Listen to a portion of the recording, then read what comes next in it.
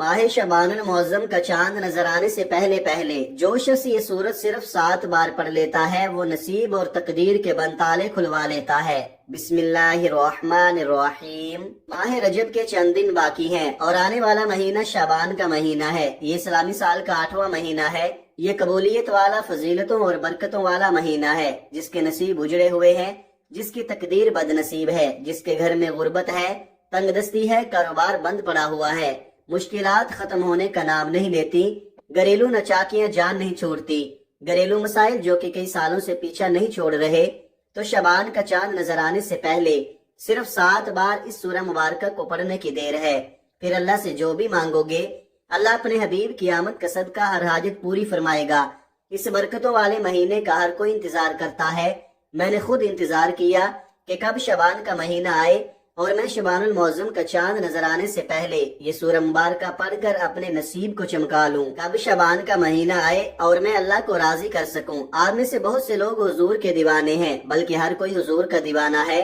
آج حضور کے دیوانوں آپ کے لیے ایک ایسا خاص وظیفہ لے کر آیا ہوں جسے پڑھ کر آپ اللہ کریم سے جو بھی مانگو گے آپ کو ہر صورت مل کر رہے گا۔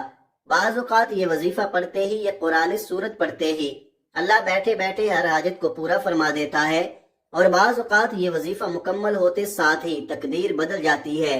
اس لیے یہ عمل ارجنٹ فائدہ دیتا ہے، ارجنٹ ہر حاجت کو پورا کرتا ہے، ارجنٹ ہر مشکل پریشانی کا خاتمہ کرتا ہے، ارجنٹ رزق اور دولت سے مالا مال کرتا ہے۔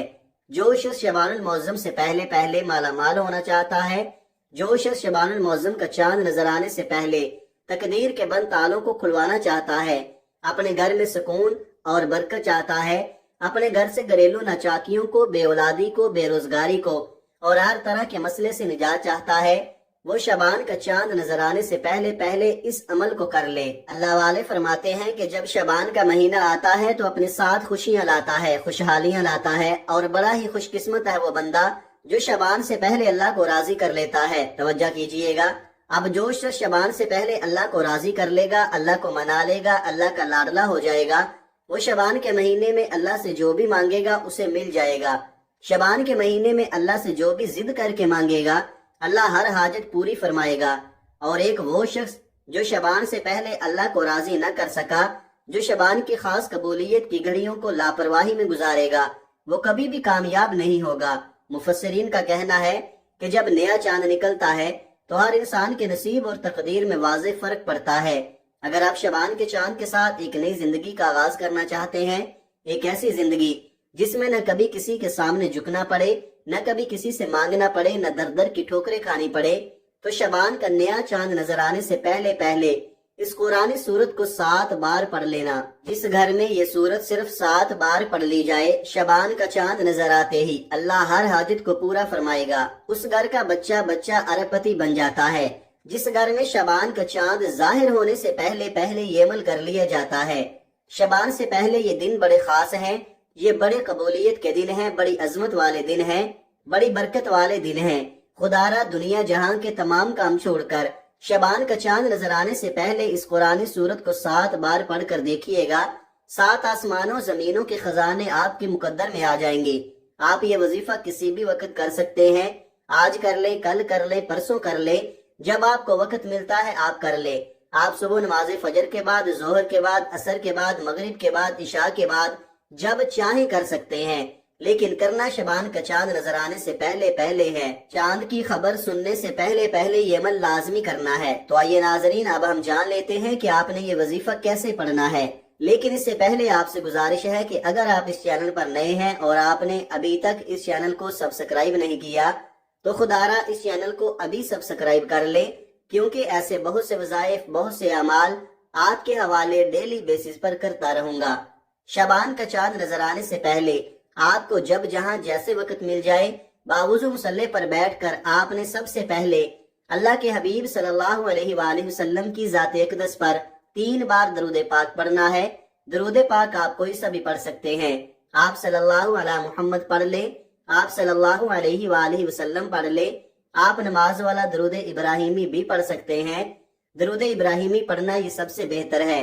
ایک بار ثواب کی نیت سے میرے ساتھ بھی پڑھیے گا۔ اللہم صلی علی محمد وعلی آل محمد کما صلیت علی ابراہیم وعلی آل ابراہیم انک حمید مجید۔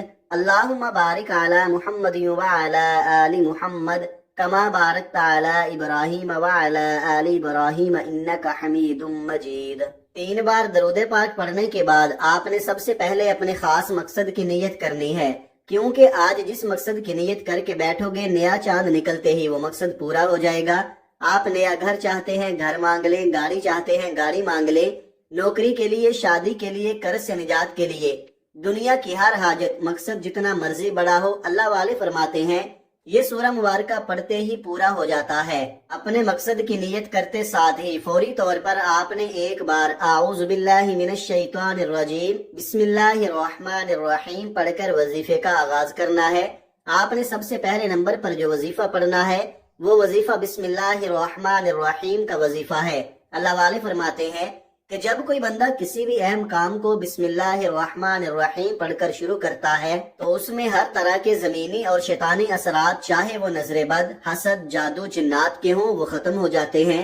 شبان کا چاند نظر آنے سے پہلے جو بندہ بسم اللہ الرحمن الرحیم کا وظیفہ پڑھ لے گا، نیا مہینہ شروع ہوتے ہی ایک ایسی زندگی کا آغاز ہوگا جس میں نہ دکھ ہوں گے، نہ پریشانیاں ہوں گی، نہ کبھی کسی سے مانگنا پڑے گا، نہ کبھی کسی کے سامنے جھکنا پڑے گا۔ تو اس سے بڑھ کر اور کیا چاہتے ہو؟ اور جس کام کے شروع میں بسم اللہ پڑھ لی جاتی ہے اس میں اللہ کی خیر آ جاتی ہے، اس میں اللہ کی طرف سے برکتیں آ جاتی ہیں، اس میں اللہ کے حفاظتی اقدامات آ جاتے ہیں، اللہ کی حفاظت آ جاتی ہے اور زندگی آسان ہو جاتی ہے، کامیابی آسان ہو جاتی ہے۔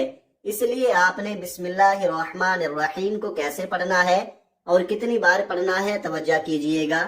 بسم اللہ الرحمن الرحیم 1 بار ہو گیا، بسم اللہ الرحمن الرحیم 2 بار ہو گیا، بسم اللہ الرحمن الرحیم 3 بار ہو گیا۔ اس طرح سے آپ ہاتھوں کی انگلیوں پر پڑھ لیں، آپ تسبیح کے دانوں پر پڑھ لیں۔ آپ نے صرف 21 بار پڑھنا ہے۔ اس عمل کو آپ نے بتائے گئے طریقے ترتیب سے پڑھنا ہے۔ بعض اوقات انسان پڑھتے ہوئے کم یا زیادہ پڑھ جاتا ہے، اس لیے کوشش کریں کہ آپ گن کر صرف 21 بار ہی پڑھیں۔ بسم اللہ الرحمن الرحیم 21 بار پڑھتے دوران آپ کے دل میں جو بھی خواہشات ہیں، جو بھی مقاصد ہیں، جو بھی حاجات ہیں، جو کچھ بھی آپ اللہ کریم سے مانگنا چاہتے ہیں، دل ہی دل میں مانگتے چلے جائیں۔ آپ کو محسوس ہو جائے گا کہ آپ واقعی اپنی تمام تنگ دستیوں سے، پریشانیوں سے نکل رہے ہیں۔ آپ کے دماغ کو سکون مل رہا ہے، دل کی بے چینی ختم ہو جائے گی اور آپ کو اندازہ ہو جائے گا کہ اللہ کو راضی کرنا کتنا آسان ہے۔ بسم اللہ الرحمن الرحیم کو 21 بار پڑھنے کے بعد آپ نے دوسرے نمبر پر جو وظیفہ پڑھنا ہے وہ ایک قرآنی سورت کا وظیفہ ہے۔ آپ نے ایک قرآنی سورت سورہ فاتحہ کو پڑھنا ہے، جسے الفاتحہ بھی کہا جاتا ہے۔ یہ قرآن کی پہلی سورت ہے، اسے سورہ شفا بھی کہا جاتا ہے۔ سورہ فاتحہ کی تلاوت سماعت فرما لیں۔ بسم اللہ الرحمن الرحیم الحمد للہ رب العالمین الرحمن الرحیم مالک یوم الدین ایاک نعبد و ایاک نستعین اہدنا الصراط المستقیم صراط الذین انعمت علیہم غیر المغضوب علیہم ولا الضالین آمین۔ آپ نے سورہ فاتحہ کو صرف 7 بار پڑھنا ہے۔ اکابرین فرماتے ہیں کہ جب کوئی بندہ کھانا شروع کرے تو کھانا کھاتے وقت باتیں نہ کرے، زبان سے کھانا کھاتا رہے اور دل ہی دل میں 7 بار سورہ فاتحہ پڑھ لے تو وہ کھانا نور بن جاتا ہے، وہ کھانا شفا بن جاتا ہے، وہ کھانا تیزابیت سے بھرپور ہونے کے باوجود شفا بن جاتا ہے۔ سورہ فاتحہ کے کمالات، سورہ فاتحہ کے معجزات بتانا شروع کروں تو ویڈیو بہت لمبی ہو جائے گی۔ صرف اتنا کہوں گا کہ شبان کا چاند نظر آنے سے پہلے آپ نے سورہ فاتحہ کو صرف 7 بار پڑھنا ہے۔ 7 کا عدد یاد رکھیے گا، ہفتے کے دن بھی 7، آسمان بھی 7، زمینیں بھی 7، اور جب آپ شبان کا چاند نظر آنے سے پہلے 7 بار سورہ فاتحہ پڑھیں گے تو اللہ 7 آسمانوں اور 7 زمینوں کا رزق آپ کے مقدر میں لکھ دے گا۔ جو شخص کہتا ہے کہ مجھے وظیفوں کا کبھی فائدہ نہیں ہوا، میری دعائیں قبول نہیں ہوتی، وہ ایک بار شبان کا چاند نظر آنے سے پہلے اس ایک قرآنی سورت کو 7 بار پڑھ کر ہاتھ اٹھا کر اللہ سے مانگے جو مانگے گا مل جائے گا، بس رب کریم سے ضد کر کے مانگنے والا ہونا چاہیے۔ ایک بات یاد رکھیے گا، سورہ فاتحہ کو 7 مرتبہ کا مطلب ہے کہ 7 بار پڑھنا ہے، جلد بازی سے نہیں پڑھنا، محبت اور عقیدت سے پڑھنا ہے۔ سورہ فاتحہ اللہ کا شکر بھی ہے، سورہ فاتحہ صراط مستقیم کی تلقین بھی ہے، سورہ فاتحہ اللہ کو راضی کرنے کا، اللہ کو منانے کا ایک خاص راز بھی ہے۔ 7 بار سورہ فاتحہ پڑھنے کے بعد اب آپ نے آج کا تیسرا اور آخری وظیفہ جو پڑھنا ہے، وہ وظیفہ اللہ کے صفاتی نام کا وظیفہ ہے۔ وہ صفاتی نام یا غنیو ہے، جو پڑھنے والے کو غنی کر دیتا ہے، جو فقیر کو بادشاہ بنا دیتا ہے، جو غیب سے رزق اور دولت کی تمام بندشوں کا خاتمہ کر دیتا ہے، جو کہتا ہے کہ میرا روزگار نہیں کھلتا، جو کہتا ہے کہ میں نسل در نسل کئی سالوں سے غربت کا شکار ہوں، وہ شبان کا چاند نظر آنے سے پہلے سورہ فاتحہ کو 7 بار پڑھنے کے بعد یا غنیو کو پڑھ لے۔ جو شخص یہ عمل کرے گا اس پر نظر خاص ہو جائے گی۔ اگر آپ بھی چاہتے ہیں کہ آپ پر خاص کرم کی نظر ہو جائے تو آپ یا غنیو کو پڑھ لیں۔ یہ اللہ کریم کی وہ صفت ہے۔ اللہ فرماتا ہے کہ میں جب چاہوں جسے چاہوں غنی کر دوں اور جب چاہوں جسے چاہوں فقیر کر دوں۔ اور اللہ فرماتا ہے جب کوئی شخص مجھ سے دعا کرتا ہے، قرآنی عمل پڑھتا ہے، کوئی ذکر کرتا ہے، تو مجھے شرم آتی ہے کہ میں اس بندے کی حاجت کو پورا نہ کروں۔ ہمارے مانگنے میں غلطی ہو سکتی ہے، ہمارے پڑھنے میں کوتاہی ہو سکتی ہے، اللہ کی دین میں کسی بھی طرح کی کوئی کمی پیشی نہیں۔ اس لیے شبان کا چاند نظر آنے سے پہلے آپ نے یا غنیو کو پڑھنا ہے۔ کیسے پڑھنا ہے اور کتنی بار پڑھنا ہے توجہ کیجئے گا۔ یا غنیو 1 بار ہو گیا، یا غنیو 2 بار ہو گیا، یا غنیو 3 بار ہو گیا۔ اس طرح سے آپ یا غنیو کو ہاتھوں کی انگلیوں پر پڑھ لیں یا تسبیح کے دانوں پر پڑھ لیں۔ آپ نے صرف 11 بار پڑھنا ہے۔ 11 بار یا غنیو پڑھتے دوران آپ نے کسی سے بات نہیں کرنی، نہ ہی کوئی آپ سے بات کرے گا۔